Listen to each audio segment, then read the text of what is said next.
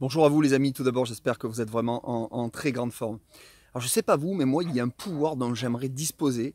Alors c'est pas voler, c'est pas lire dans les pensées des femmes ou des hommes, non absolument pas.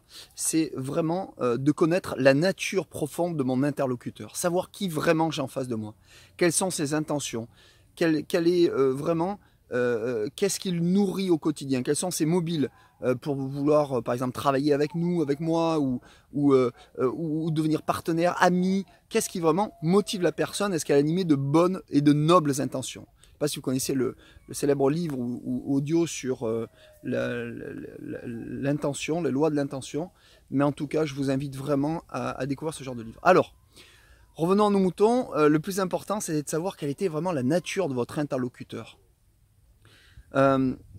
Dans ma vie, j'ai eu l'occasion de découvrir des gens et rapidement, beaucoup de gens me nourrissent cet instinct, cette intuition qui est de très vite mettre en lumière mon interlocuteur lors de partenariats professionnels ou autres.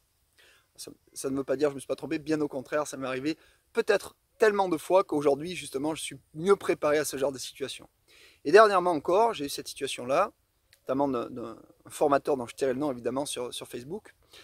Et c'est assez curieux de voir quelle est la différence entre ce que les gens disent, écrivent et qui ils sont vraiment. C'était ça le plus important.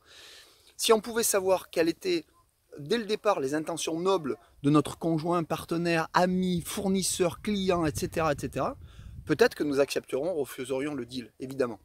Mais la vie est faite d'expériences, de challenges, et c'est ainsi. Et c'est bien aussi, quelque part, c'est un peu, il y a beaucoup de, je dirais, de sensations, d'émotions cachées derrière tout ça, et c'est presque excitant en fait, hein, voire ça comporte de l'adrénaline.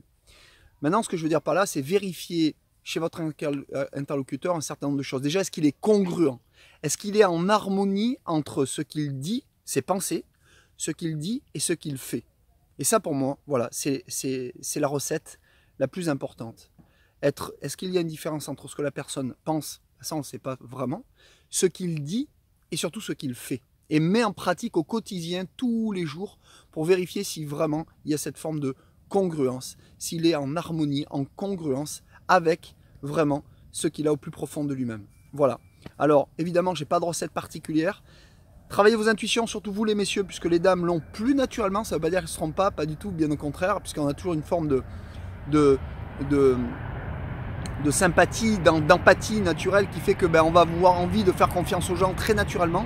Et vérifier si par exemple un formateur en finance lui-même met en place des choses sur le plan personnel et financier dans sa vie au quotidien. Voilà, je vais faire profiter un peu de ce joli petit paysage, voilà, et je vais vous envoyer mes plus belles énergies, mais et si vous pouvez mettre en pratique une partie de ce que j'ai découvert et de ma recette, eh bien j'en serai très heureux pour vous. Je vous souhaite le meilleur des chemins, bonne continuation et à bientôt.